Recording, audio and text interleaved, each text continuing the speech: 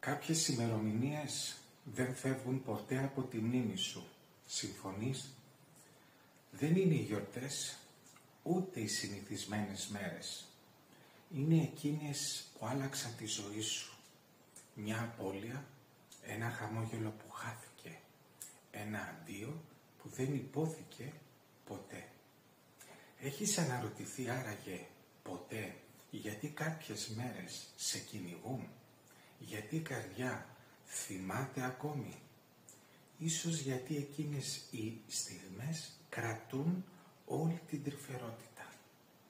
Τον πόνο, την αγάπη που δεν είχες το χρόνο για να δείξεις.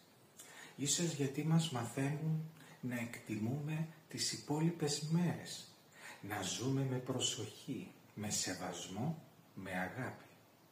Σήμερα κοίτα γύρω σου. Πες ένα σ' αγαπώ.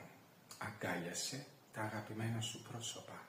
Μην αφήνεις τις στιγμές να γλιστρήσουν χωρίς νόημα και συναισθηματική εγκύτητα. Οι ημερομηνίες μπορεί να μένουν, αλλά η αγάπη που δίνουμε ζει για πάντα.